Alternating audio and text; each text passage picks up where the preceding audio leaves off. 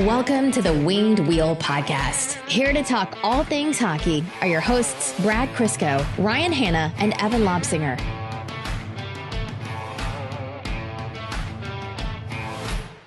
I still think we should have opened this episode with a line brawl. I think that's what the people wanted to see. All three of us just dropping the gloves. Remotely. I don't even know who I'd punch first. Absolutely, it'd be Brad. Both of us would absolutely try to punch Brad first. Yeah, Knowing okay. you- I'm down with that. At least we're knowing both on you- the same page. Yeah. And knowing you two, you guys would attempt it, miss, and somehow end up hitting each other. I'd be out of breath that's fine. in like 10 seconds, so. I always have big dreams of, like, when I fought in hockey, which wasn't often, but like when I would throw gloved punches, because when you're younger, you're not taking your gloves off because kids have cages. I'd always have big dreams about how hard I was going to hit the other kid. And then you take one good shot to the dome, and that just like that feeling of getting rocked in the nose. And then the pause after, or you're just like, oh shit. That's exactly what would happen. I would have a few seconds where Evan and I would go after you, Brad. But then the moment Evan turned on me, it would be over. Just be on my ass. Me and my brother used to play helmets and gloves in the basement. And he's built a lot different than me. He's big kid, strong kid. And he used to do it one-handed to give me a better fight. And it's still, I don't think I beat him once. Actually, what do you mean I don't think? I never came close to beating him once. That explains so much about you. Yeah, it really does. It's not hard to peel back the layers, honestly. It's all right there. So, the world of hockey is upside down. The Rangers are currently playing the Capitals, and the only reason we are still recording at this time instead of watching the game is because Tom Wilson's out for the game with an upper body injury. What that upper body injury is, it might be his wrist because he got slashed pretty hard by Buchnevich, I think, but it could also be that the league called in and said, hey, you're not going to play anymore. This shit's getting out of hand. That 100% is not it, right? You don't think the league might have called down and said, No! hey, just keep him out? No? Are we doing this now or later? No, let me intro first. We'll get into it. Man, Evan's riled up. You know this is going to be good because Evan actually has a hard opinion on this. Then intro. Let's get to it. Welcome to the Winged Wheel Podcast. We're about to fight. My name is Ryan Hanna. I'm Brad Crisco. And I'm Evan. This episode of the podcast, we're obviously going to be covering everything that's happened with Tom Wilson, the Washington Capitals, and the New York Rangers, the fallout that came from that in terms of, well, everything, people getting fired, fights, et cetera, et cetera. Some news about the Red Wings. We'll be doing our prospect profile and an update on the U18s. First, want to double back and chat about our ongoing fundraiser. It's going to be running until the end of the week for the Jamie Daniels Foundation with our $1,000 match with the help of Everett at Born to Den Hard on Twitter. You guys have helped raise over almost $2,400 so far for the Jamie Daniels Foundation, which is absolutely phenomenal. We're going to keep this going. Let's see how high we can get this. I'm sure everyone knows, but the Jamie Daniels Foundation is a children's foundation initiative, and it was established in memory of Jamie Daniels and founded by Jamie's father and Red Wings lead announcer Ken Daniels and Jamie's mother, Lisa Daniels Goldman. They strive to end the stigma of substance use disorder and provide support to those struggling with the disease or who are in recovery. Visit jamiedanielsfoundation.org. Check out our tweet about it where you should reply with the screenshot of your donation. More details there. All right, guys, the Tom Wilson incident. Let's do this thing. Where do we want to start? Do we want to start with the actual scrum that started it all? Do we want to start with tonight with all the brawls? No, we should go chronological order, just in case anybody listening isn't fully up to date on everything that's happened, because this has been just for lack of a better term, a shit show for the last 48 hours. And the NHL's deserved every minute of it. But yeah, we should probably go chronological here. Okay, I'm going to start, but you guys step in whenever, because very clearly we have different opinions on this. Well, are we doing the chronological order or are we giving our opinions?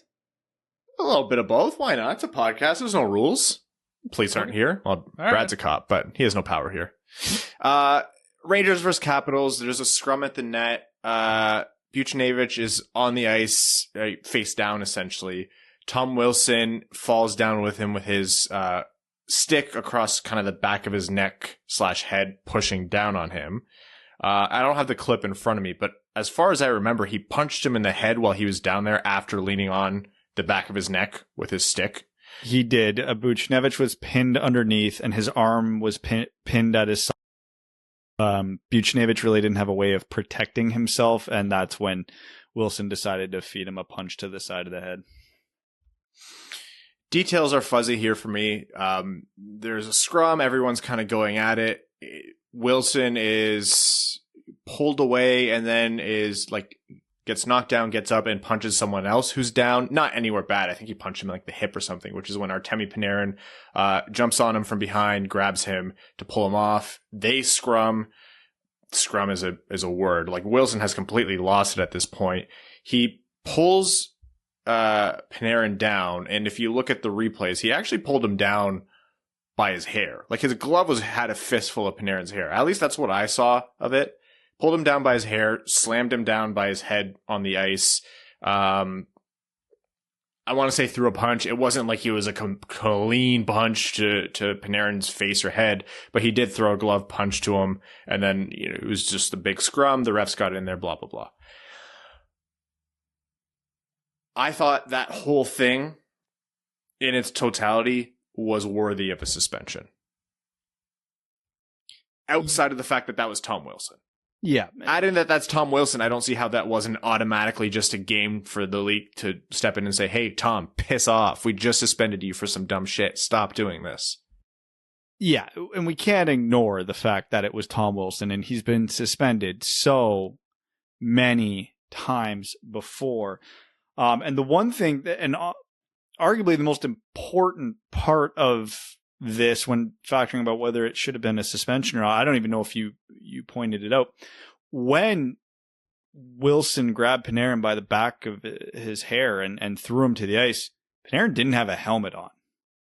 If he made solid contact with the ice there, that could be devastating. You don't want to say career ending because that's unlikely, but possible.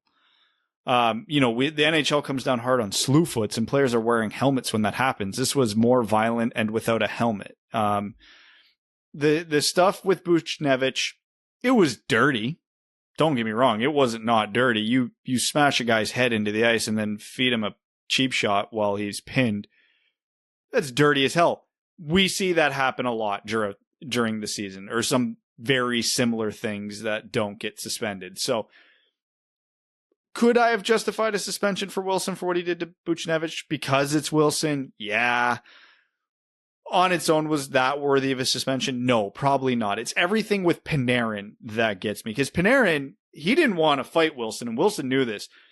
Panarin was just like, hey man, stop punching my teammate in the head, and tried to pull him off, at which case Wilson's just like, well, no, now I'm going to beat the shit out of you, even though he's got, 40 pounds and whatever you want to say it is on Panarin. Panarin clearly wanted no part of that. He didn't have a helmet. Wilson still threw him to the ice, still did all the shit he did. His skate almost caught him in the head from what I saw at one point when he was on top of them. It's just,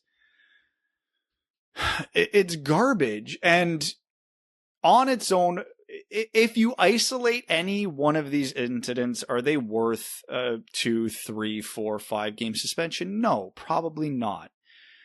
The accumulation of events, factoring in who Tom Wilson is, yeah, this should have been a decently long suspension. I'm not saying he should have been out for, the whole first round of the playoffs, but that should have been the end of the regular season for him. We've, not that it should matter a ton factoring into a suspension, but it should matter a little bit. We always talk about how the NBA markets and hypes up its star players, and that's why the NBA is where they are. Artemi Panarin's a top 10, top 5 hockey player in the world, and now his season's over because of this. Now, I understand it's only 3-4 games. Who really gives a shit? Probably people who have tickets to those Rangers games. Probably Rangers fans. Probably anybody planning on watching a New York game for the rest of the season. And, their biggest entertainment value is now not there. Whether or not it's a serious injury, a kind of quasi-made-up injury just to get more punishment doled out, I don't know. I don't care. It doesn't matter. Evan, Evan, I know you disagree at some point here, and I want to hear how, because we're going to hear a lot of, I think, Brad and I are more or less on the same page, and I don't want to get this to get too far without hearing your take. Yeah, so I was just listening because I wanted to know, because there's obviously separate incidences in this, and I was interested to see where you guys thought what the egregious ones were and where we would differ. And it's actually backwards from what I thought. Well, is it backwards than what I thought? Yeah, it is. Yeah, it is actually. I had no problems with the Panarin stuff at all. And let me explain. Huh. He's a big boy, Panarin. You can't jump on somebody's back. I'm not a Tom Wilson defender either. I will also state that. But you got to know what you're getting yourself into. Like, Tom Wilson is 6'4", 230 pounds, brick shithouse. And Panarin looks like the underdeveloped little brother compared to him. It's like Ryan and his brother. Anyway. It's not wrong. You're not wrong. But like, you poke the bear, like that stuff's going to happen. And we see stuff like that all the time in the NHL. The problem for me was the Buchnevich thing. That was a defenseless player on his back, basically stuck in his position, and he gave a shot to him. That's where I had the issue. The other, on the first time I watched through, when there was somebody on the ground and he took another shot at them, I thought that was like into the body and that was going to be a problem, but it ended up just being a handful of butt. So wasn't too rattled about that, but That's just a good Friday night. Yeah, we just call that a Friday night.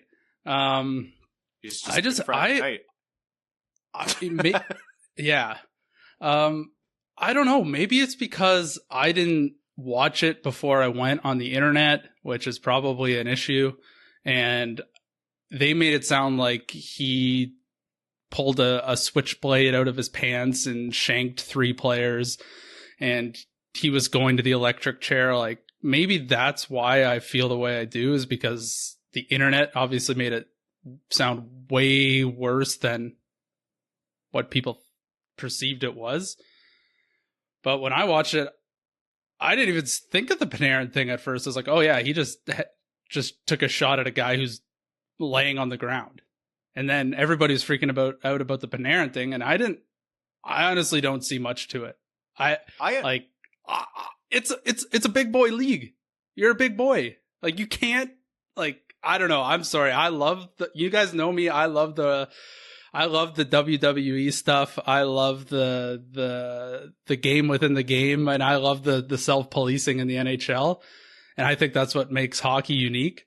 So obviously I'm on a different side of it, but I don't see it. I see a suspension on the Buchnevich headshot, cheap shot. I just don't see it with the Panarin thing. I agree that part of it, like, it was in a sense overblown. And I think a lot of that is a very real, like, tangible emotional response to Tom Wilson, because Tom Wilson is out there. I don't want to say he comes onto the ice ready to hurt guys, but he comes unhinged, right? Like, this is a guy who snaps. I want to add that I think there was a roughing call on him in the game that he was pissed about. So he was already a lit fuse, and that's on the refs.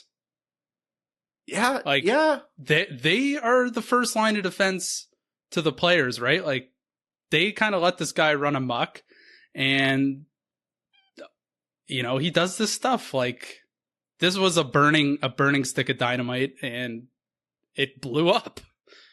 Well, it's not on the refs, though, if they did call the penalty. If he didn't like the penalty. Yeah, so that's on him, not the refs. It's not the refs' fault that he shit his pants because they told him not to do that. And getting back to your one point, because it was an interesting point, but I do disagree with it, where you say it's a big boy league, so Panarin knows what he's getting into. But Panarin didn't get into what he thought he was getting into. There, you see scrums a million times in the NHL season where a guy gets pinned on the ground, buddy's on top of him, and then a teammate just grabs a guy like, hey, get off of him. This is done. Panarin wasn't trying to fight Tom Wilson. He's just like, hey, that's over. It's not like Panarin came in and put him in a chokehold. He's like, hey, get off him. He didn't stand up and square up. It was... If I'm looking for a dance partner in a scrum like that, I'm not grabbing Tom Wilson. I'm grabbing. No, he wasn't. That's my Who's point. the Though. He wasn't smallest- looking for I'm a grabbing the dance goalie. partner. He wasn't looking for a dance partner, though. His Panarin's involvement in this to start was basically, hey, please don't kill my friend. And then all of a sudden he's the one getting murdered. I don't think either of you are wrong here. Like, I don't think either of you are wrong. For sure, if you're going to grab someone, and I think Panarin was right, like Brad, he was just trying to pull him off, but there is a liability. Evan, you're right. If you pull someone off, you're next. But it's not like Tom Wilson turned around and was like, "Oh, it's Artemi Panarin. I'll let him." No, be. no. He's already like seeing red. The wires are totally crossed. That's it, though. Like, the guy was deranged. If you want to fight the person who's pulling you off, there's a way to do it. And I know that sounds like stupid and I'm trying to add rules to like an all-out brawl, but there is a way to do it. And it's not grabbing the back of his hair and pulling him down, right? Like, Tom Wilson wasn't operating under any like fighter's code or like code in a scrum. He punched a guy who's defenseless. He went to go punch someone else who was down. He did punch Panarin when he was down and he pulled him down by his hair. Like, that's my thing. I understand how the whole thing was overblown, but this isn't someone this wasn't a typical hockey player in a scrum.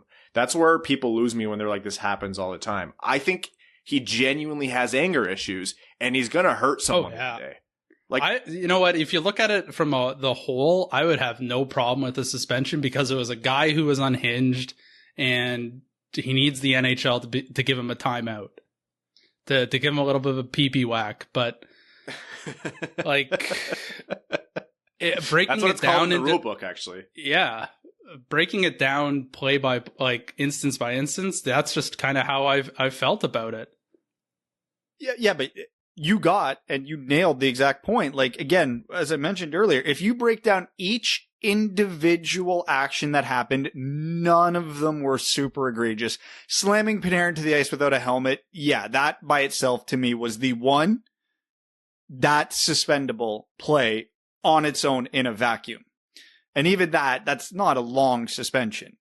But like you said, the fact that he zoned out, he saw red, he lost all control, he was unhinged, whatever word you want to use, that's the problem. That's why he needs the rule book thrown at him. Because this is going to happen again. The guy has no control. He glosses over and it's lights out for anybody within 20 feet of him, whether that person's 6'5" or 5'2".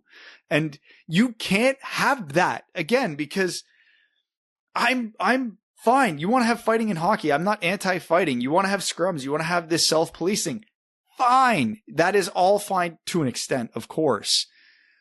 But you can't have these absolute lunatics doing whatever the hell they want. Someone is going to get seriously injured, because the conversations on Twitter now, like, and the people having it aren't wrong. Yeah, their initial overreactions were worse, but they're like, Tom Wilson's going to end someone's career before his career is over. Like, you almost bet money on it. He's going to Matt Cook somebody. Like, so somewhere something has to intervene, whether it's someone on Tom Wilson's team. Tom Wilson goes to a psychiatrist. He becomes a reborn something, or the league does something, but or someone on another team does something to self-police, like we sort of saw tonight. But it's just going to continue. Like, at some point there has to be breakers. And you know what, I think if they would have just thrown a suspension in on it, regardless of how everybody feels about it, I think it would have just diffused the situation a little bit more than the 7 fights tonight. Well, perfect transition, because you know whose job it is to be that intervening factor? George Parros. That's his job. He's done a good job, though, overall, before this. Has he done his job? Like, I'm not even saying has he done a good job or a bad job. Has he done it? George Parros, I'm going to open. George Parros has done what he thinks his job is. George Parros in the league like this. Like, they want this. They're perfectly happy with the line brawl tonight. They think of this as ratings. They think of this as drama. They think this is completely okay. This is the hockey philosophy George Parros falls into. And I'm not anti-fighting. Like, I'm a meathead. I'm a Neanderthal. I saw the line brawl and I was like, the whole situation's dumb, but like, hell yeah, I'm into this. But at the same time, like the ratings tonight were probably nuts. Like I'm watching, and I don't even. I was telling you, I don't watch hockey right now because I just hate how bad the Red Wings are. Yeah, like this is top notch television.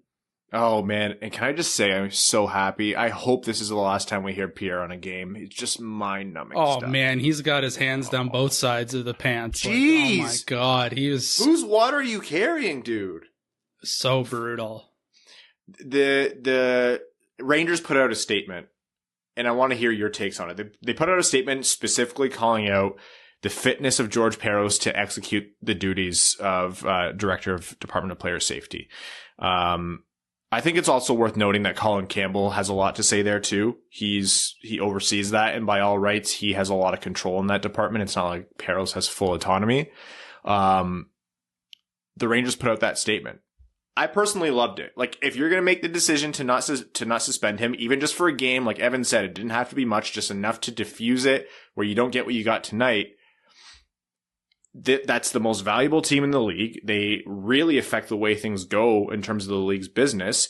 They're a major stakeholder. Hell yeah, put out that statement. I'm perfectly fine with it. How many times do we have to complain about George Parros? Like, I know Pierre was on the broadcast saying he thinks he went a step too far. No, screw that, man. Like, if this is the situation that the league is going to get behind, then they should be able to face the criticism for it.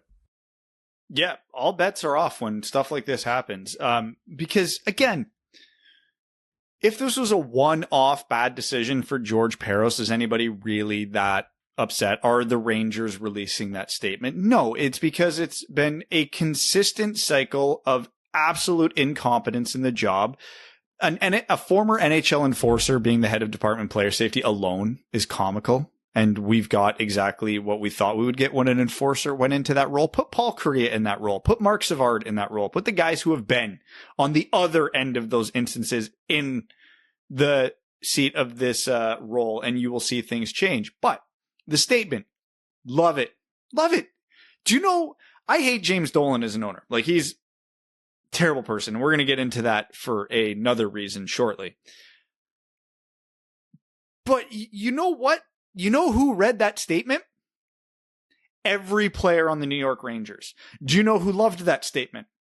Every player on the New York Rangers.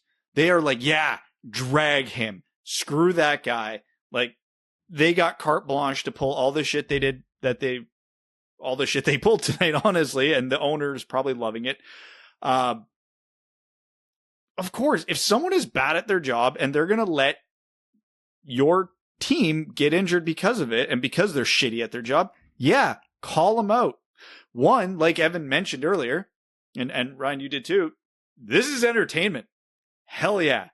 Days of our lives up this shit. I am all for it. The NHL has no good storylines, and this is for all the wrong reasons, but this is for one hell of a storyline, and we're all watching it. I was literally on FaceTime with a friend of mine, just talking about the Canada game. And then all of a sudden we're like, oh shit, the Rangers game's on. And we popped it on and we're absolutely laughing at the chaos. So yeah, I have no problem with the Rangers putting out that statement. You know what makes it better? The Rangers are the wealthiest team in the NHL. They are the highest valued team in the entire NHL. All right, NHL, you want to piss anybody off? Cool. You're pissing off your cash cow. Because most people don't realize that. Go look up Forbes' valuation of NHL franchises. The Rangers outrank the Leafs, the Canadiens, all of them.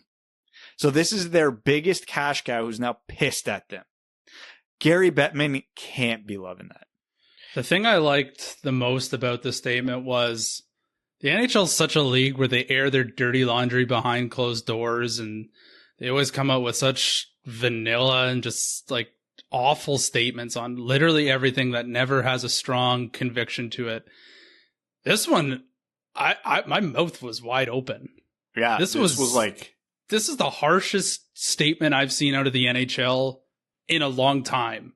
So for a team to come out and say those things and call out George Parros by name and basically, drag him a lot, it was.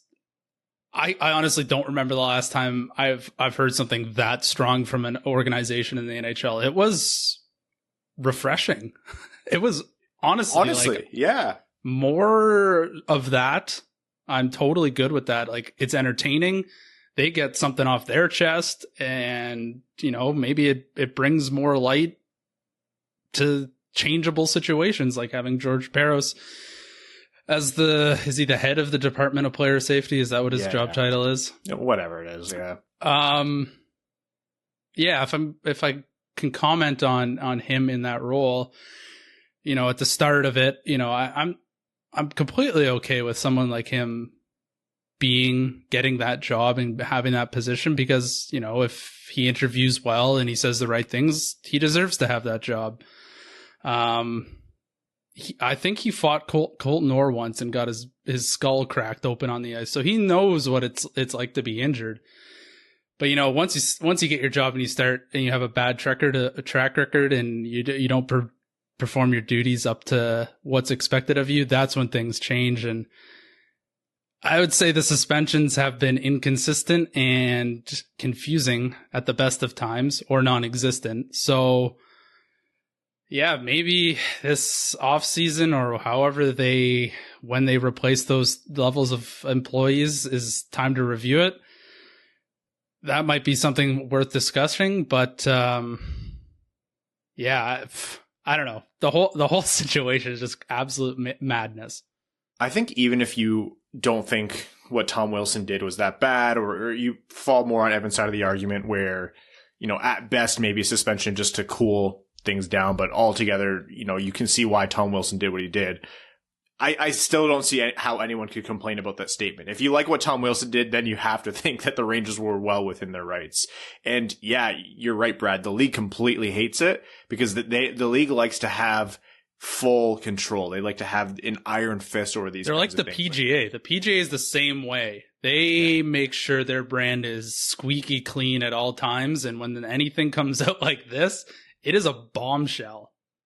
Yeah.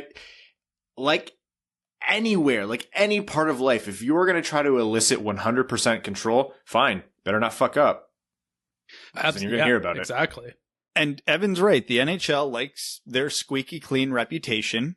So how satisfying is it for the rest of us to watch the game tonight, knowing George Parros is in the building, Gary Bettman's watching, there's 3 fights before the puck is dropped. It's a gong show.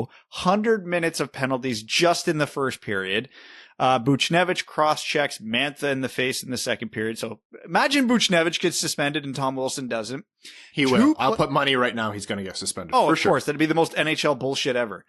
Players... Don't cross-check people in the face, but, Yeah, still.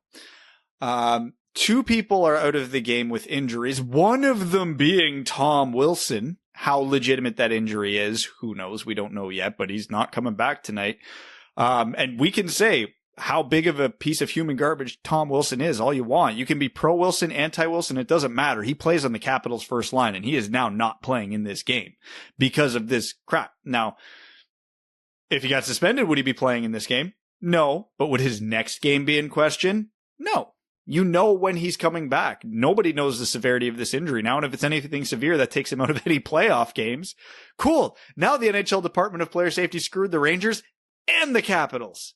Because if Wilson's suspended for this game, none of this happens. And you know who loves this? The NHL. Oh, no, they don't. The NHL has to love this game. 100%. They're going to love the ratings they get from this game because everybody's watching.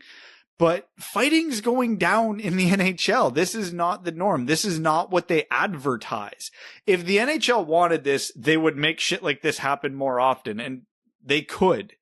They could easily make stuff like this happen. Loosen restrictions here, change some rules there.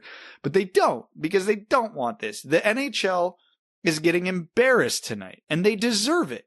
I don't think they're getting embarrassed. I don't think they think they're getting embarrassed. I don't think so either. Yeah. All my buddies in my group chat are watching. They're loving it. Like,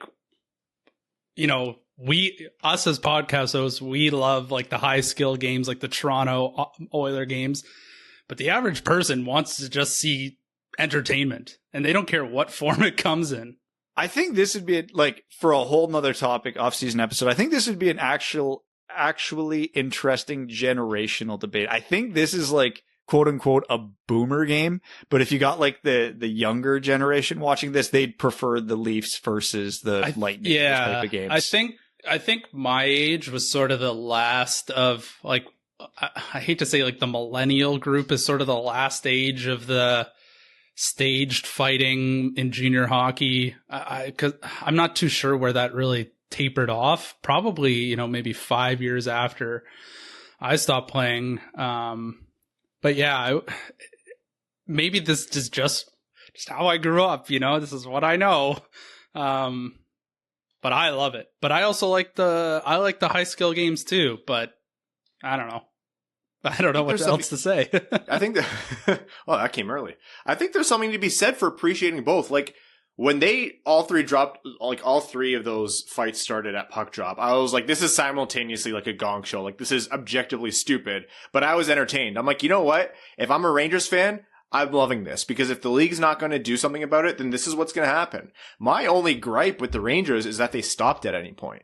I don't think they should have let Wilson take another step on the ice. I think they should have made him keep fighting. Like he took shifts after Wilson had one fight before he left the game. I think he left. Apparently the upper body injury was a slash from Buchnevich.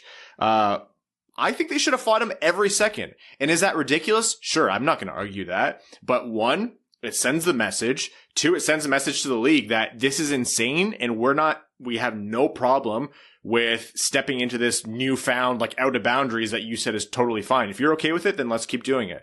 If they kept fighting until they had no one left to play and they had to call the game, I would have said, good for you to the Rangers. As a form of protest, like I'm not saying the entertainment is why it was a good thing they should have done it. No, I think that's an argument about, I think the league sees that as a positive side effect, and anyone who thinks that the league is embarrassed, not should be, but is embarrassed, maybe is missing the mark as to how the league thinks. But no, I genuinely think fighting as a form of protest for the Rangers, that was valid, and it was going to happen. Oh yeah, I fully support what the Rangers did tonight because they're the ones who are getting screwed by the league and who got screwed by Tom Wilson here. I don't know, I'm assuming both of you guys have seen the movie Goon. If I was the coach of the Rangers tonight, when Tom Wilson's sitting in the box for his fighting major, I'm sending out my biggest, meanest guy to stand in front of the penalty box while the last 5 seconds of his penalty ticks down. So as soon as he steps out, he just gets grabbed and has to do it again. And I would do that all goddamn game, like you said, until I run out of players. That would be my strategy if I was the coach.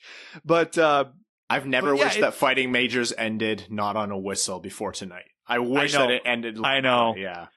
I know. But still, like. Sorry. The other thing I wanted to say was the only other, missing piece of this is a Torts quote. That's the only thing that could have topped this. If he was the coach of either of these teams, the quotes would have been just Hall of Fame worthy. Fuck you, Brooksy. That's all. Also, who on the Rangers is a capable fighter? Like the only person I could really think of was Brendan Smith, maybe? Brendan Smith. Yeah, well, Smith was the guy who fought Wilson. There was a couple other names in the lineup that I didn't recognize their names. I think, just going by last name, Rooney was playing. I think he's played most of the season. Don't know anything about him. A guy named Barron. These guys have not registered a thought in my mind all year before this, but I noticed they were getting some ice time in the first. So while we were talking about this, in the second period, Chara went up to Brendan Smith while Brendan Smith was on the bench. So that's a little bit of Red Wings content for us. So some nostalgia of sorts. Chara's a scary man, even at his age. He's the scariest man alive. Those, like, Washington has Chara and Tom Wilson, and if you add who is it, Reeves, like those are three, like you have two of the three scariest players in the NHL to fight. Everyone was like, all the people who are like aggressively like pro Wilson, who are like, we're happy about what he did, they're like, yeah, but you would love him on your team. I'm like, yeah, obviously, because then he's not going to hurt any Red Wings. Like, what the obviously? He's a top three player, or he's a top line winger on your team who's massive, can somewhat skate, and physically dominates the other team. Of course, if Tom Wilson was a free agent, the Rangers would try to sign him. Every team would. Absolutely. Well, to be fair, the Rangers try to sign every free agent. It would be a little bit goes with those things. Chris Drury's first move as the new GM, he signs Tom Wilson. But okay. But here's the one last point I want to make, though, in regards to George Parros and why he lucked out here, but also why this can't happen going forward. Where George Parros got lucky, in a sense, is that the Rangers were mathematically eliminated from the playoffs a few days ago. This game means nothing to them, which means they could go out and self-police and turn this into a gong show. They were able to some extent, not enough, but some extent, keep Tom Wilson accountable for what he does. So Wilson goes, okay, yeah, that was a pain in the ass. Maybe I won't do that next time. Maybe Tom Wilson has a broken wrist and he's like, oh shit, yeah, that sucks. I don't want to do that again. Sucks for Tom Wilson, but if you self-police, this is the type of dumb shit that could happen. Where this would have been a much bigger problem is if this game meant something for the Rangers, because this wouldn't have happened. The points were too valuable, which means Tom Wilson skates completely free and clear of any accountability for what he did. So now his thought process is, I can keep getting away with this shit for absolutely nothing. So if this incident happens 3 weeks ago, we're having a different conversation because the line brawl doesn't happen. None of this happens. And it's just Tom Wilson getting off scot-free.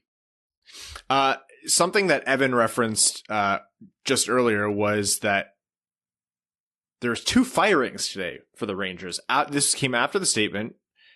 John Davidson, president of hockey operations, and Jeff Gorton is how it's pronounced, but Gorton, so people don't think I'm talking about the driver here, GM.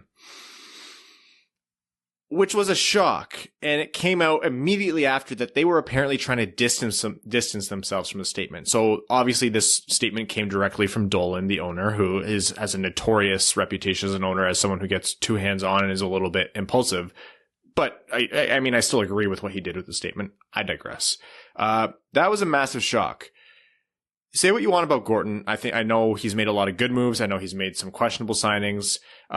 The Rangers are a team that was trending towards being competitive within the next couple of years. And I think there's a circumstance in which they might have been a viable playoff team this year. They had some weird injury stuff, whatever. Davidson does not make sense to fire as president of hockey ops. The president of hockey ops isn't the NHL head coach. You don't fire them after 2 seasons, especially with how this team has turned around through a mix of luck and some shrewd moves. This was a shock. Apparently, this was Dolan saying it had nothing to do with this incident or them distancing themselves from the statement. It was more a performance thing, but I really struggle to believe that. I honestly struggle to believe that. How could it be a performance thing? Now, obviously the Rangers have had a lot of lottery luck, but 2 players aren't enough to change a franchise. And you could obviously argue Kakko and Lafreniere haven't even contributed a ton yet. And the Rangers, from when they sent that letter to their fans that they were starting a rebuild, they're pretty well out of it. They're above 500 right now. They only got mathematically eliminated from the playoffs this week in the hardest division in the NHL. And for reference, the Red Wings only have 2 games left. So they held on pretty goddamn long. They are going to be good now and going forward. You cannot tell me Jeff Gorton's done a bad job. He has turned this around faster than any other team that entered a quote-unquote rebuild. Like, it's been a masterclass. He made the tough decisions. He moved on from his aging goalie. He, jettisoned a couple other useless players. Sure, he overpaid Jacob Trouba, but he also got Artemi Panarin and Mika Zibanejad. I don't think his McDonough or JT Miller trades were good. What's that? I don't think his McDonough or JT Miller trades were good. I don't think been a masterclass, but he's been fun. No, he's not. He's not like a Steve Yzerman level of GM. God, it's nice to say that. But you can't tell me he's done a bad job. That's my point. You have to let him see the rebuild through to judge how he's done. And they're literally on the upswing of it. And now you're going to say he didn't. I'm sorry. I'm calling bullshit. Now, should Gorton and Davidson try to quote unquote distance themselves from the statement? No, embrace it. Support your team. Dolan's the one who's going to be paying the fine. I don't know why they would give that much of a shit. So that was stupid on them. But oh my God, how do you release that statement and not talk about it with your president of hockey ops and your general manager. Jesus Christ. Even when James Dolan does something good, he screws it up. Like, this is just a shit show. And this is why hockey can't have nice things. I find it so hard to believe that it's a performance related thing, because if New York looked at their division at the start of the year and they thought they would be better than Washington, Boston, Philadelphia, the Islanders, and the Pittsburgh, they're dreaming. Like, those, minus Philly this year, but Philly seems to have just been an anomaly. Like, there is no way, like, they could compete maybe for a playoff spot, which they did. Mm-hmm. There's no way I see them as a better team than most of those other than Philly this year at this point. So I just don't buy it at all. And there's clearly some sort of internal conflict after that statement was released. And, you know, the owner's got full reins, I guess, on how he moves his personnel. And if he wants everybody, you know, pulling the same way, then that he's lucky he's got Chris Drury as the backup. Yeah, I mean, the long and short of this is that some teams around the NHL who are struggling to find really strong hockey personnel now just lucked out. All it takes is an owner who's willing to pay, and you have someone who's really respected in Davidson. You have someone who's pretty well respected in Gordon. I think a lot of it... Yeah, go ahead. The Rangers are 14th in the league in points. They have more points than some playoff teams in other divisions. So I just don't buy it. Like, they can say whatever they want, but I think everybody sees right through that. Yeah. And you know what? Like, I can try to find the things that Gorton didn't do great, but so much of this league's success is built on luck, and generally guys aren't punished for being lucky. And he hasn't. Everybody was saying, like, oh, look at the Rangers, how they've done their rebuild. And, like, everybody's tipping their caps and saying how that's now the standard of how you should be rebuilding teams. Mind you, they've got, like, 2 of the top picks recently. But anyway, but, like, yeah, like, I'd say the Rangers are in a fantastic spot going forward. So to me, it screams internal conflict and has nothing to do with how people are doing in their jobs. It's just, they need everybody pulling the right way. And you know what? If an owner feels like that, they have every right to do that, because now this team's starting to round the bend. You cannot have disagreements between the owner, the head of hockey ops, and your GM. Like, that's just, unless they can squash the bad blood, like, that's just bad, something bad brewing that they cannot have. Well, I mean, Dolan is pretty well hated in the NBA, and he does this. He pulls this crap with the Knicks a lot. I don't even know who he reputation. Is. He's just a maverick, does his own thing? He makes Mark Cuban look like, I know some people have mixed feelings on Mark Cuban. He makes Mark Cuban look infallible. Like, Dolan is pretty well hated by Knicks fans and non-Knicks fans. So now that he made this move, every single thing that happens with the New York Rangers now goes up to the owner. I fucking hate that in sports. I get it. It's your team. You own it. It's your money. Do what you want with it. But I'm sorry. I have yet to find an owner who knows better than the professionals in the roles to run the organization.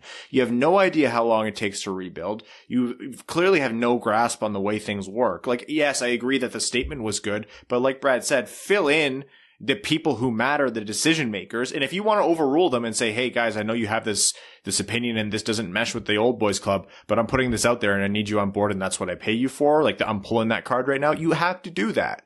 Anyways, much like all the focus in the NBA is on him, everything that happens to the Knicks, it's going to be in the NHL. And it's not like a threat. Dolan very clearly doesn't give a shit. Like, why would he? Grossly rich. Yeah.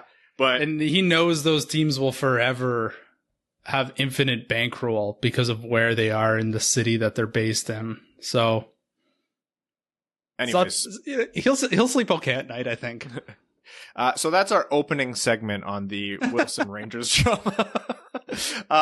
Let's very quickly chat about some Red Wings news before we jump into some U18 updates here.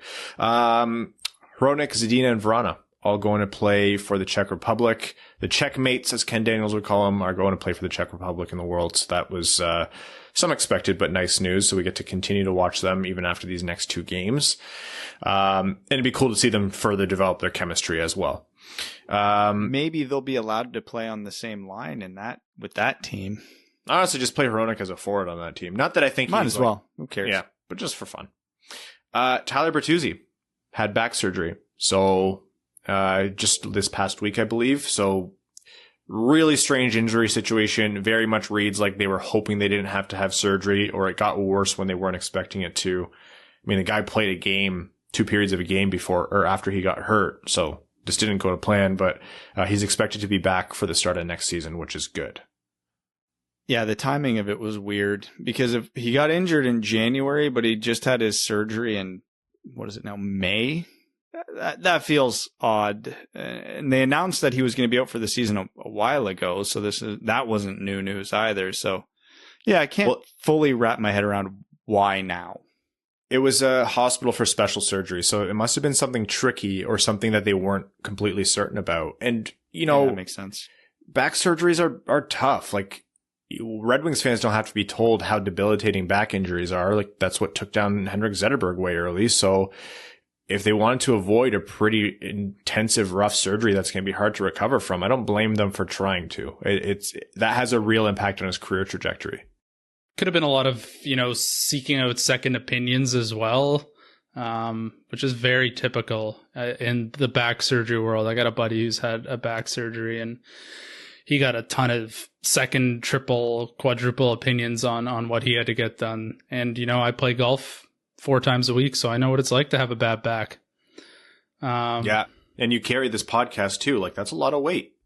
My nickname is the Sherpa. Yeah, I'm hoping it doesn't have too big of an impact. The very, I'm talking cold-hearted, this isn't a nice thing at all to say. If you want to draw a silver lining on this, Yzerman should be able to get Bertuzzi on a cheap deal, this next one. This is a player who, by all rights, was going to come in and play and justify a much more expensive contract. This kicks that can down the road yet again. So, very much look for Yzerman to hopefully lock him in a little bit longer term. Even if it's short term, though, I think it'll be a comfortable dollar value. Well, I know we'll have this conversation a ton over the offseason because, once again, it's going to be a long offseason for the Red Wings. But because now we're going to have the back and forth of, okay, well, do you give a long-term deal to a guy fresh off back surgery who hasn't played since said back surgery, but you can't give him a short-term deal because he's 1 year away from UFA. So they're kind of damned if they do, damned if they don't here. Honestly, I don't like bringing this up. I didn't like bringing it up with Mantha when we brought it up earlier on. This was before he got traded. But if you sign Bertuzzi to a cost-controlled deal that's pretty friendly to other teams, and he comes in and plays well enough earlier on, and you get a Mantha-type offer, you have to consider moving him. I'm not a big fan of the idea of moving Bertuzzi, but there's now, like you said, Brad, there's a lot of question marks. There's a lot of uncertainty. We have to see how he's going to recover from this. He plays an intense game, and you take away his tools to do that, and he becomes a different player. I'm not saying that's going to happen, but it's something to keep an eye on. Okay, let's move things along here. Let's give a quick U18 tournament update. What's happened since the knockout round started around last episode. The quick update is Canada started up the bulldozer and hasn't taken their foot off the gas. Poor Sweden. What was the final score? I flicked over to the Rangers Capitals game with I think 2 minutes left in the Canada game, and it was 8-1. So now in the 2 games Canada's had to play Sweden, Canada won by a combined score of 20-2. Yeah. Shane Wright and Connor Bedard are just, there's something special. A blind person could see how talented they are and how good they are going to be at the next level. It is something else. They are the two best players on Team Canada. And it's not particularly close And their combined age is younger than you. Literally. Like, actually, literally. That is insane. Wait, Evan, are you 31 yet? No, thank God. Okay, so you're close. Shane Wright's 16, Connor Bedard's 15, and they are ripping this tournament apart. Connor McDavid holds the U16 scoring record in this tournament, so by a player under the age of 16 with 14 points in 7 games. Connor Bedard's got 12 and 6. So he needs 2 or 3 points in the gold medal game to tie or break Connor McDavid's record. Shane Wright's missed 2 games in this tournament, so he's a year older than Bedard, but God knows what other U17 records he could have beat. And they are not even up till the 2022 or 2023 draft, and they are the best players on this team. And probably 2 of the 3 best players in this tournament, with the third being Matvei Michkov in Russia, who's also not eligible till 2023. This is unprecedented what we are seeing right now. It's a weak 2003 age draft class, which we know about coming into this draft, combined with these absolutely ridiculous talents, have made this maybe the most unique U18 tournament ever. And because usually CHL players are, the good teams with the good players are prepping for playoffs. So this is like all hands on deck for this one. But I think if Shane Wright was draft eligible this year, he would go first overall, right? Yes, 1,000%. Okay, good. even if he was a year older, so you take away how young he is, if he was doing what he's doing as a 17-year-old, he's first overall. If Connor Bedard was doing what he's doing right now as a 17-year-old, he's probably first overall. So the fact that they have a year and 2 years respectively to get better before they get drafted, it's unbelievable. We're going to see some insane numbers in terms of points in the CHL in the next year, 2 years, hoping to God we get back to some sort of regularity in games played. Connor Bedard is going to go through his entire next season ripping apart the WHL, and then he'll still have another season after that to rip apart the WHL. He's going to put up 200 goddamn points on that league. He's just going to get bored. He'll get exceptional status to play in the NHL. No, I'm just kidding. That probably wouldn't happen, and you wouldn't want that to happen. But that's funny. Where are they supposed to play? The KHL? Like, I don't know.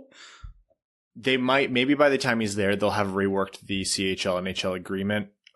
There's a lot of, we have a lot of discussion. 250 points. Yeah. We have a lot of discussion that I think is a little bit dismissive of the OHL and the CHL. Like, hockey fans and us, we have to remember that that's an important product. Like, they act as a junior league for NHL teams, and that's not a service that should be looked over, right? Like, it's very convenient for the NHL, so they can't just tear away all of their money makers. It's hard to be profitable in the CHL. That said, I think edge cases and exceptions like this should be noted. Like, if you're going to have butts in even the low attendance OHL teams when Shane Wright comes to town, like, that will be the marquee event. Like, they need to have players like him and Connor Bedard playing in the CHL. So I'm all for it, but at what cost to other people's abilities? Like, they're just going to torch the league up. You're going to have a first round goalie being drafted and his save percentage was like 842 because he played in Bedard's division. Yeah. That'll be a league leader probably. Honestly, no, it's such a funny concentration of talent. Like, it's insane. Yeah, it's funny too because I was on FaceTime. She's been on the podcast before. Lauren Gable from Team Canada, women's team. Her family actually owns like a hockey training center, so they literally teach people to shoot a puck for a living. One of the many reasons Lauren's as good as she is. And we watched that toe drag snapshot that he scored his second goal with today, and I'm like, that might be the best snapshot I've ever seen. Full stop. Like, it was unbelievable. He dragged it around the defenseman's stick in one motion, got his release off quickly, and literally hit the junction of the post and the crossbar, and the goalie had zero chance going crossbody. Like, I could not wrap my head around that shot, how anybody could do that, let alone a 15-year-old. I couldn't count to 15 when I was 15. This guy's doing that. When you ISO cam them in those games, like, they already have like the game sense and the ability of better than some NHLers. Like, you watch them and it's just incredible. Like, honest question, if Connor Bedard, as he is right now at 15, is in the NHL, does he have a top 20 snapshot in the NHL? His release is disgusting. He might. He legitimately might. And that's horrifying for goalies. Tom Wilson would body slam him in below the ice. So I don't think we can allow that experiment to happen. Finals of the U18s are going to be Canada versus whoever wins this Russia-Finland game, which is currently 2-1 Russia. For context, the States fell to the Swedes in the quarters. So, for those wondering about that. And then, of course, we're going to be doing a whole tournament wrap. Before we jump into the prospect profile, some other quick notes that I forgot. Helene St. James reported today that Bobby Ryan, the reason he was out for the year, says he has a deteriorated tendon in his right triceps, which is a terrible thing to have. Had surgery, is rehabbing well, apparently. Also, Berggren confirmed is leaving the SHL. He's leaving Skellefteå and is coming over to North America, presumably, on watch to join the Red Wings organization officially, and we'll probably see him in Grand Rapids next year. Okay. Yes, because it's important to note he still has not signed a contract with the Detroit Red Wings, but him leaving Skellefteå, all signs are pointing to that contract coming soon. NHL prospect profile from Kamloops. I mean, I guess officially from Kamloops in the Dub, in the WHL, Logan Stankoven. Brad, believe it or not, take us away. Well, what else is there to say? Hey, don't make me send a cease and desist. Well, what is it? You'll be hearing from my lawyers. You'll be hearing from my lawyers. Okay. So Logan Stankoven, actually one of the assistant captains for Team Canada at the U18s right now, is an undersized forward who's, I'll say, a half-decent skater, not a trademark of his game, but gets around the ice quick enough. Calling the kid Charlie Hustle feels like too much of a cliche because it's not fair to him because he's a skilled player and he makes skilled plays, but he is everywhere all the time. Not that it's an apples to apples comparisons, and I know people hate NHL player comparisons, but for me, I like doing it. So if he's successful in the NHL, this is kind of the role I would see him being successful in. Every time I watch Logan Stankoven, I get this big Brendan Gallagher vibe. Like, he's not particularly exceptional at anything. Like, he's just not, and he's very undersized. But he flies around the ice like an absolute piss missile. He's involved in everything. The puck always seems to find him. When it's on his stick, he can make plays, whether that's a goal or an assist. And it's not like any of this is coming out of nowhere. He had 10 points in 6 games before the U18s with Kamloops. He's over a point per game in the U18s, and he was near a point per game as a 16-year-old. So he can clearly produce. So if he's going to make it at the NHL, for him, it's just going to be refining his skills, honing in the chaos, because he can do it, and he does do it, and he's just got to do it more consistently and a little faster than he's doing it now. He does it fast enough for juniors, but there's not a lot of huge technical flaws to his game. So I do think there is a lot of room for growth in his game still, which combined with his, the word everybody hates, intangibles, I really do think there's a good prospect in here, and he's not ranked. I don't think above 20 in any ranking I've seen, at least. So, if we talk about targets, for the Red Wings' second first round pick or their early second round pick, Stankoven's a guy I've had circled since we got that pick. So, and we always talk about that quote unquote Yzerman type. What type of player does Yzerman like? Again, throw a giant circle around Logan Stankoven, because this is exactly what the Red Wings are looking for in a player. Yeah, I hated the cliche too, but my immediate thought was Energizer Bunny. Like, you're right that his top speed isn't that great. Like, he's not the world's best skater, and if you're going to be 5'8", generally people look for you to be a little bit of a better skater. But the fact that he's always roving, he's always pressuring, he's always pushing, very tenacious game, like, it wasn't a concern for me. I think, Brad, you hit a point there when you're talking about refining raw skills. The guy is skilled with the puck. He has a good release too. He has a good shot. And I think if he can make those things, major facets of his game, major strong points of his game. Because when he makes the NHL, he's not going to stand out physically, and he's not going to, blow past guys because he doesn't have the feet for that. But if he's able to combine those things, like you said, he kind of does a lot of things pretty well. If he's able to combine those things to get to the high danger area where he can use a really good release and fire that puck home, then you have a guy with a really good, wrist or a really good release, who's dangerous from between the circles, who's dangerous from the hash marks. And again, he has the puck skills. So he's good playing in tight. This is a player who will be effective in the offensive zone. I see this as a player who will be effective on a creative, well-structured power play. The Yzerman type is exactly right. Like, I think he has those boxes checked. I'm not too ambitious about him in the first round, is my thing. I don't know if I see enough high-end skill there to justify taking a chance on him. If there's no one else, I could completely understand taking him with a super late first-round pick if that's where Washington's pick ends up being for Detroit.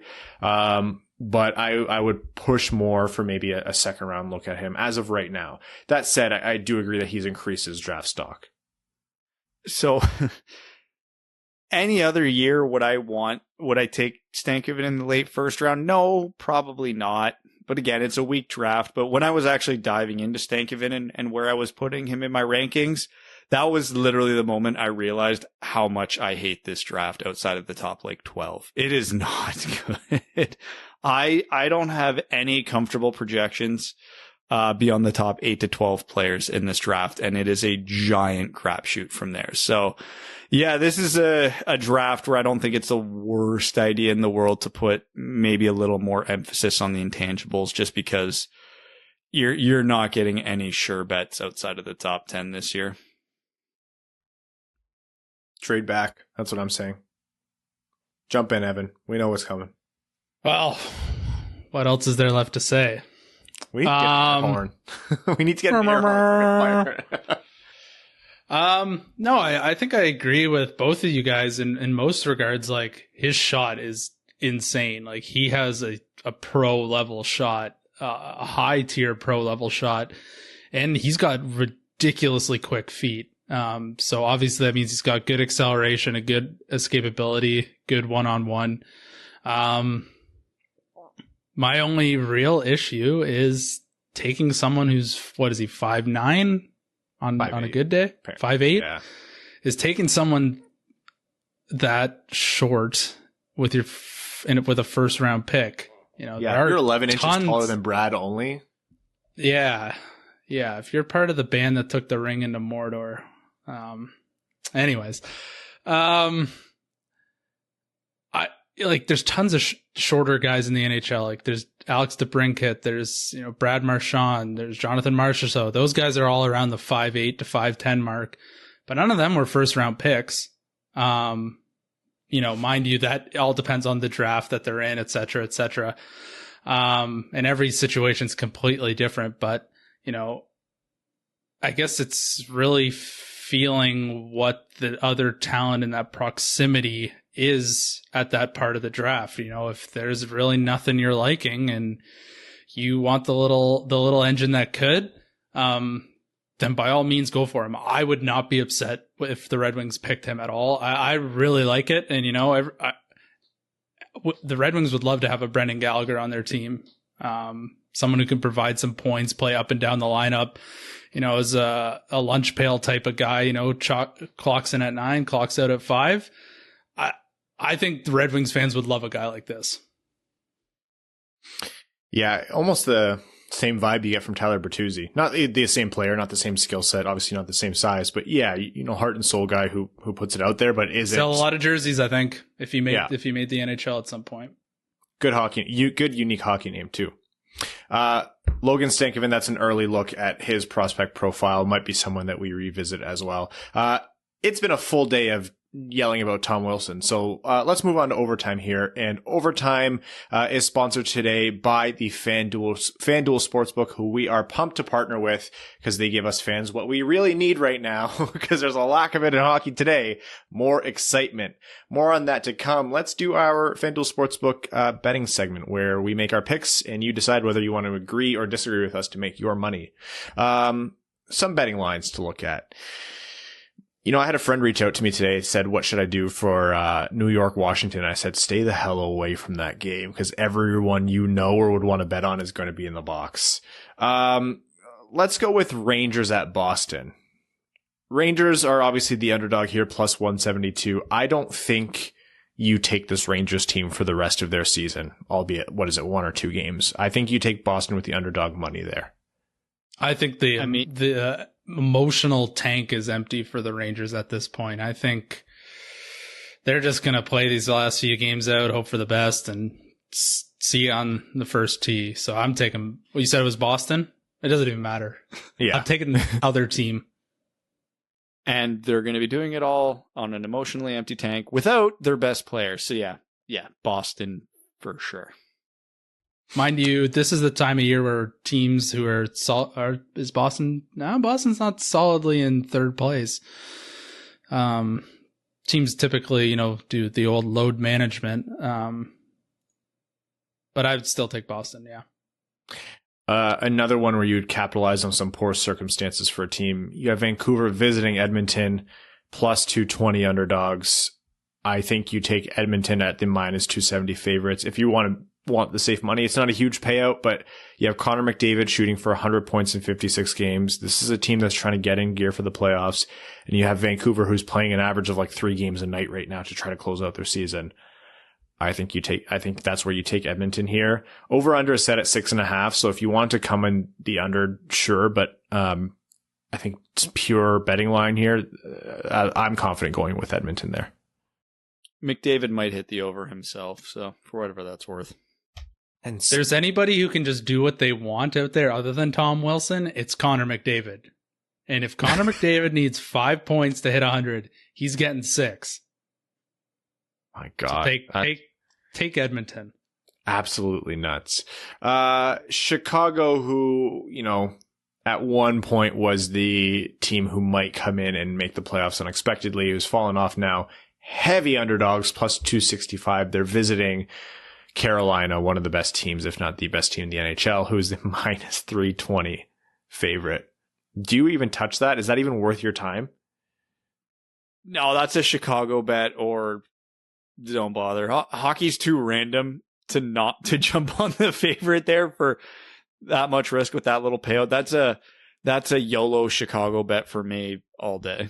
That's where you throw down $10 or however much just for play money. You just let's see what happens, because Carolina is insanely good right now. Maybe they'll rest guys because they're sitting pretty in first, but yeah, I'm taking Chicago just for fun.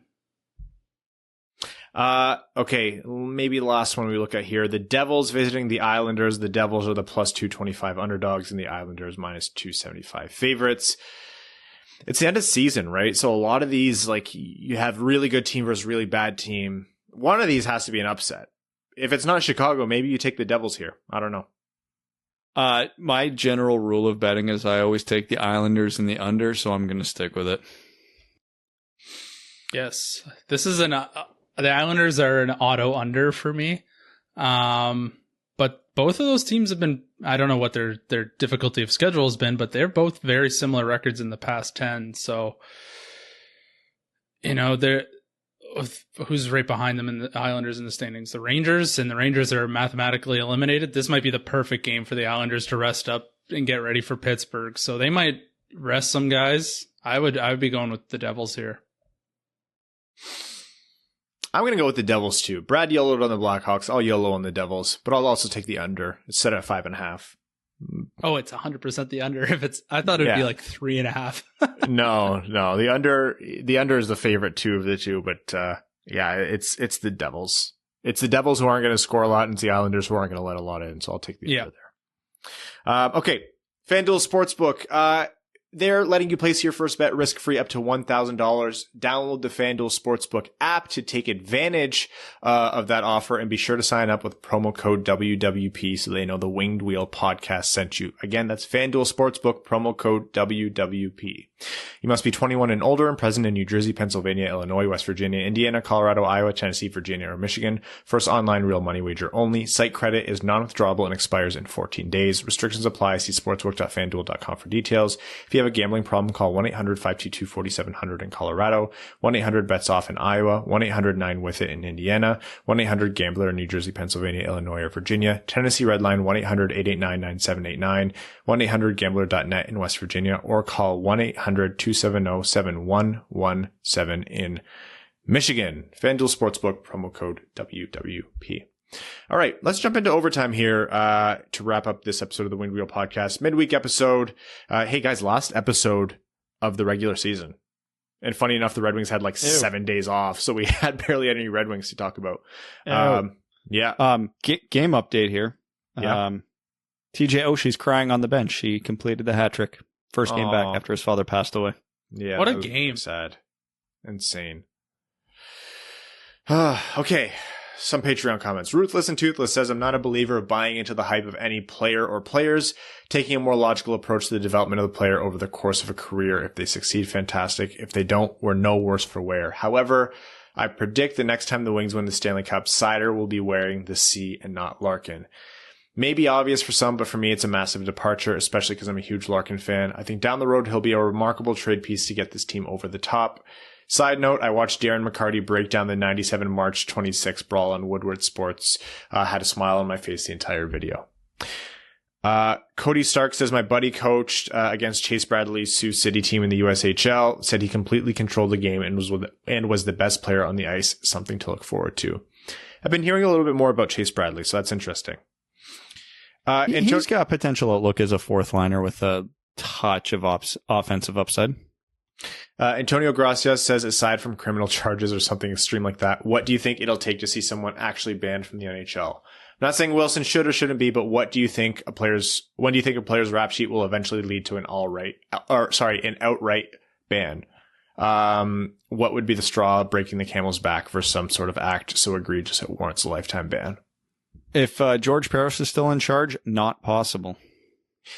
I don't think we're going to see a straw that breaks the camel's back situation. I don't think the league wants that. I don't think the PA wants that. You would need a player attacking another player, like two hands swinging at their face with a stick, like using your skate as a weapon, something that would actually draw charges. Well, Duncan Keith slashed multiple people in the face, and I think he got a combined 6 games. So, even that doesn't do it. I mean, I would think it would have to be something off the ice, like someone gets murder charges or something horrible, and they get released, and the NHL's like, look, you're done, bud. Like, we don't want to touch this at all. Well, maybe Jake Virtanen soon. Yeah. Oh, there you go. Tony Hatcher says that interview with Igor Larionov II was one of the best and most interesting interviews I've heard in a while. I hope the NHL works out for him because it needs more personalities like him.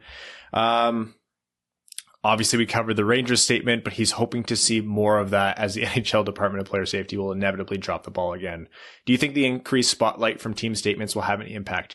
Yeah, I think that'll make a difference. The league might try to push back against that kind of thing happening and find the Rangers, but I think they made their voice heard, and I think we'll see some kind of change from it. Slava Kozlov's doppelganger says, Ryan, I'm going to make you read this. I, Ryan, am founder and biggest contributor of the Brad Crisco fan group. Thank you for that. I got my first real NHL jersey, $43 for a Mantha jersey on the Dick's website. Goodbye, DHgate. Hello, or goodbye, Alibaba. Goodbye, having bright white shoelace instead of the cream color lace in the 2014 Winter Classic fake. Do you guys have any fake jerseys? Also, Brad, since you listen to, I'm assuming you pronounced this band Paris. Do you know the band Cyan Kicks? I have never heard of them, so I will have to check that out. And all the fake jerseys I own are football. I was given a fake jersey before. I don't really mind having it. I think it's fine, especially if you're going to be like wearing a jersey at an occasion it might get dirty. Yeah, I've paid enough money for real jerseys in my life. It's a pawn jersey. That's what fake jerseys are for. I think I might actually still have a Datsuk fake from like 8 years kicking around somewhere, which was my default pawn jersey because I didn't give a shit if I got beer or blood on it. So it all worked out. And it's easier to fake NFL jerseys. So a buddy of mine has gifted me a couple. I remember I was looking at a jersey on AliExpress one time, and it was a Nyquist jersey. So I opened up the tab, and it wasn't a T on the end. It was an I. So it was Nyquizzy. Nyquizzy. It was only $30. I should have just bought it. It would have been funny. It would have been a funny story. I could have worn it to games. People would be like, your jersey's spelled wrong. I'd be like, oh, really? No, it's Nyquizzy. Gustav Nyquizzy. Hey, he's from the Italian Super League. Yeah. Deathman6452 says it's no question that Wilson should be suspended, but that fine just confirmed the NHL is on the same level of NFL in terms of player safety. Is the only way we see real change at the next CBA, or will this just fade away? I don't think we have to wait for the CBA, but I don't know. Alex Zucco says, theoretical question, the Wings Caps in a playoff matchup this year, would you alter the lineup to get a tough guy in there? Or do you roll your regular lineup and just take an avoidance approach with Wilson? Yeah, you don't engage with Wilson to start. You hope that he doesn't blow the series up. Like, you don't want guys getting hurt. I will repeat, this is what makes Tom Wilson so valuable. He's an intimidating factor that can also play the game of hockey. Get somebody like that and dress them. I don't care what you think of Giovanni Smith. He has more value as a fourth liner than any of our bottom six forwards currently. Not that he's light years better than any of them. He's not, but it's because he brings that extra element. So would Giovanni Smith contribute more to the game of hockey than Darren Helm? Well, probably, but let's assume he doesn't. Even if he's on the same level as Darren Helm, it's still more valuable to have him in the lineup just in case. La Plata Peak says, I believe that if the Wings win the number 1 or 2 spots in the lottery, that Beniers will be the pick. Regardless of that, I also think Dylan Larkin's future with the Red Wings will be very apparent based on the number of centers that Yzerman selects, but more importantly, when he makes those picks. I understand that centers, like pitchers, can be never truly be seen in surplus, but it's the one position that Yzerman hasn't placed a high priority, and that's one of the reasons this rebuild is taking a little longer than some of us would like. Not convinced that Larkin is in Yzerman's long-term plans, but if he fails to draft a center with either of the first-round picks, I will be. Bad Take Brad Biggums says, I'm biased as hell as a Caps fan, but God, people seem like such crybabies. Like Probert did a lot worse. All I hear is wah, wah, wah. LOL. Doge to the Moon Boys. Update. John Davidson and Jeff Gordon got fired. How sad. That was one thing I wanted to ask, but I know the conversation was going on far too long and we needed to move on, and it's like, how can we, be upset about the Tom Wilson stuff, but then also have National Turtle Day and stuff like that. But you know what I'm all for? My side. I'm 100% in for the violence and the mayhem. So you know where I sit on it. But that was one thing I was thinking about while I was trying to, build my thoughts for this episode. You absolutely cannot compare anything nowadays to anything that happened in the pre-2000. It was a freaking bloodbath back then. It's two different realities with it's basically two different sports at this point. You can't even compare it. I had an assistant coach who played Ty Domi in the OHL, and Ty Domi used to go behind the team benches, because the rooms were on the same side as the benches, and it was all ceramic tile. You could hear Ty Domi walk down on the ceramic tile on his skates and beat the shit out of people in their locker rooms. So we're in a different era, but yeah, that was one thing I wanted to bring, was thinking about.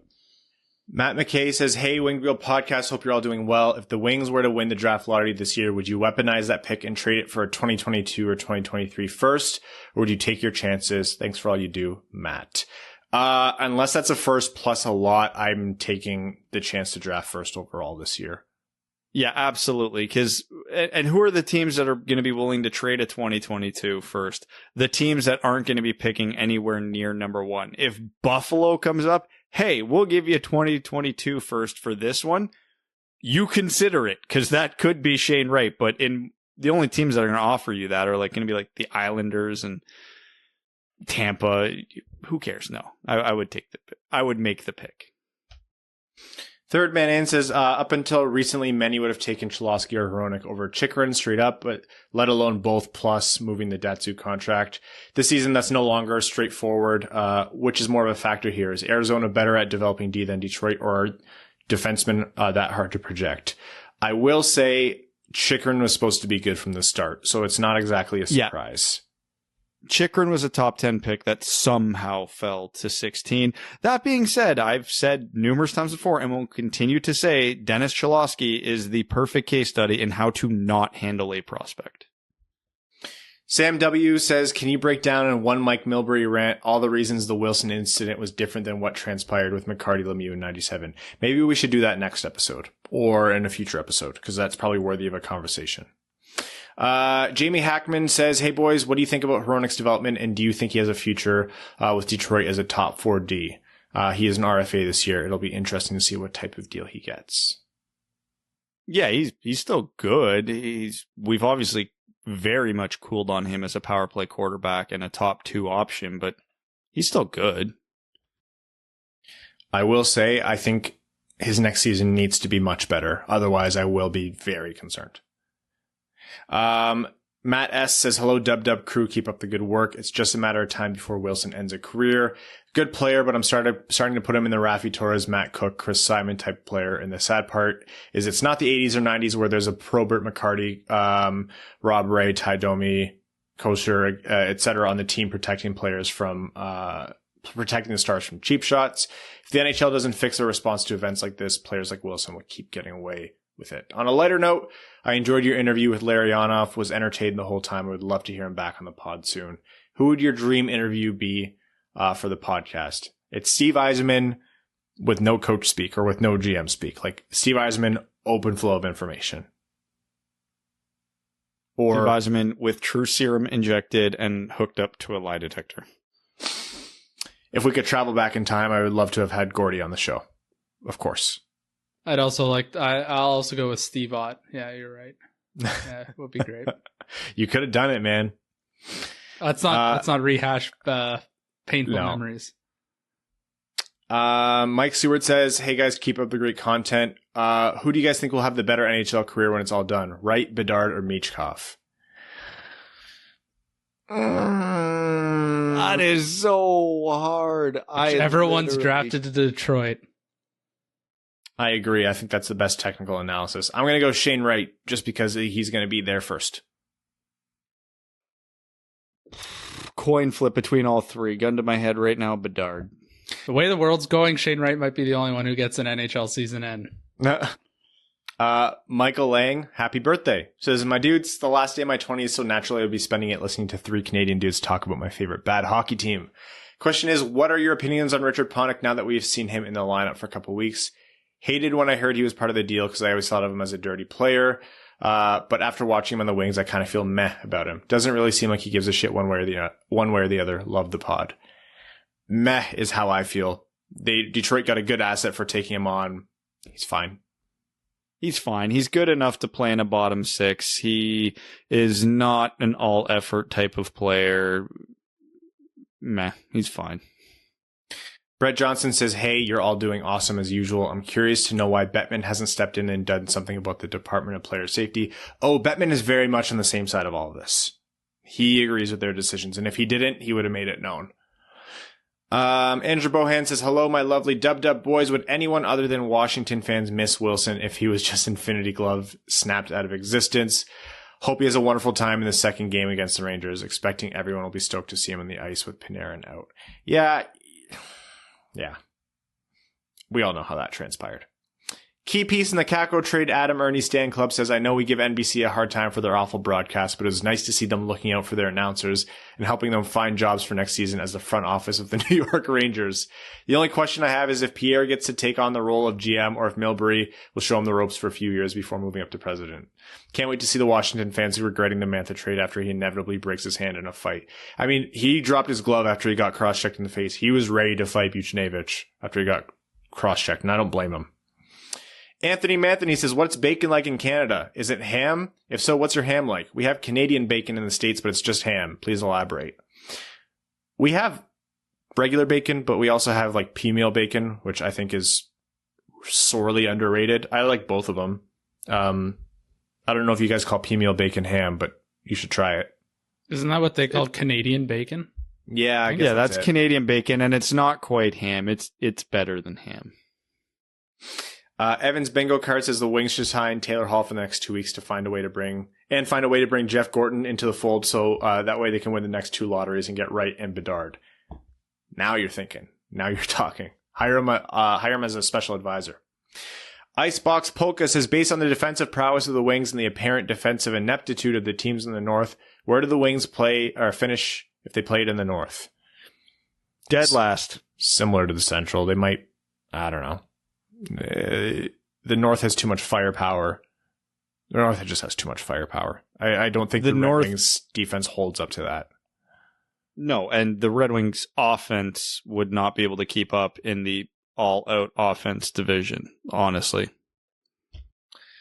Don Mitchell says, good evening to your sweet Bippies. Let's have a lighthearted discussion about your dream team for the ESPN panel. Play-by-play, color, panel host, and 3 panel personalities. My dream team would be Gary Thorne for play-by-play, Ken Daniels doing color, Jeff Merrick hosting intermission, Paul Bissonnette, Patrick Sharp, and Nick Kiprios as personalities. Lastly, with Laine more likely than not re-signing with Columbus, would you trade this year's first-round pick, granted it's pick 6 or 7, for Laine? No, I don't want Laine's part of the age curve on the Red Wings. Not that he's old, but... he's also been horrific in Columbus. He's not worth that first-round pick right now. Truthfully, I know how good he can be, but he was just downright bad this year. Like, I don't even know. He would not mesh well with the Red Wings, quote-unquote, culture. Even though he's, part of the Penguins, get Berkey back on the broadcast. I disagree with almost everything Berkey says, but I think he's entertaining as hell. Thomas Anderson says, hey guys, thanks for the entertainment. I've been enjoying watching the Griffins this year. Who should I expect to see move to the Griffins once the Red Wings season is done? Are they all eligible to play in the AHL? What's the timing like on the Griffin season? Is it not over soon? I don't know, but assuming they get a couple weeks, I would say Veleno, Brome, maybe Rasmussen. Probably not. Yeah, just whoever's been called up and down is who you can expect to be sent down.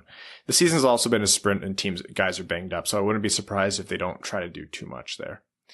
Brad's anger manifested says 72 penalty minutes in the Capitals game in the first 10 minutes. Who do you think it would take for this Red Wings team to step up and fight since Larkin getting hurt wasn't enough? I don't even want to It's not Larkin, it's nobody. AJ Voss says, since the NHL lets a former goon be head of player safety, I'm expecting Mike Babcock to be named head of HR, and for D'Angelo to be named chief diversity officer any day now. Vaxxed, waxed, and ready for some wings and pizza says, hey fellas, the Caps Rangers tilt is bananas. Not just the fights. These teams are out to injure each other. 100 plus penalty minutes. Good for Smith. Just happened, how different this day, or just imagine how different this day would have been if Parros had just suspended Wilson for at least 1 game. Seeing a lot of comparisons of this to the McCarty on Lemieux out there, but let's not forget the year-long context that led to that moment. Darren McCarty is no Tom Wilson. Also, the Rangers totally fired JD and Gordon over them not supporting the owner's statement. It had nothing to do with anything else but this incident. Aussie for Hall of Fame, stay fresh cheese bags. And the last comment here is from Alex, who says the Caps Rangers mess is terrible for the game of hockey, and the NHL has no one to blame but themselves. The Department of Player Safety is a joke, and it led to the Rangers feeling obligated to police themselves, leading to this embarrassment. Shame on the NHL. By the way, the NBC coverage of the Wings Lightning moment when the commentators mentioned Franz Nielsen as being a key missing piece was just too much for me. Good riddance to the NBC and its coverage. I'm not going to miss it. They really went out with a bang in the worst way. All right, folks. Next episode is Sunday. It's going to be after the Red Wing season concludes. Follow us on Twitter at Winged Wheel Pod. We're going to be covering these last 2 games. There's a lot to come regarding the fundraiser we're doing and the coverage of those games, so stay tuned. We'd like to thank all of our listeners, our name-level sponsors, Arjun Shankar, Yves Bartel on behalf of the Sarah Grand Foundation, Brett Bailey, Terry, driver of Evans Folkwagon, Taylor Tadgell, Bad Take, Brad Biggums, Brandon M, Citizen High Five, Craig Kibble, Greach, Hana Lee, Hassam Al-Qassem, Jacob Turner, Jake Kiefer, Jeremiah Dobo, Joe Santangelo, Kalen Wood, Cody Stark, Kyle Hashman, Kyle McClure, Luke Johnson, Matt McKay, Matthew M. Rice, R.A., Ryan Hubbard, Scott Martin, Zach Spring, Andrew Bohan, Sam Bankson, Adam, I Wish I Could Finish Like Ernie, another former junior goalie turned golfer, Antonio Gracias, Connor Leighton, Evans Bingo Card, Jeremy Brocker, John Evans, Joseph Minama, Josh Yelton, Kevin McCracken, Quaz, Matt Keeler, as good as it gets, Shitbag Supreme, Stan Olsen, Trevor Pevavar, and last but certainly not least, Vaxxed, Waxed, and ready for some wings and pizza. Take care, everyone. We'll see you Sunday. Thanks for tuning in to the Winged Wheel Podcast. Be sure to check out wingedwheelpodcast.com, where you can subscribe to the show on iTunes, Spotify, or wherever you get your podcasts. You'll also find links to other ways to support the show, such as Patreon, official podcast apparel, and more. And don't forget to follow the show on Twitter at Winged Wheel Pod. And of course, the hosts at Brad Crisco, at Ryan Hanna WWP, and at Hockey Town Evan.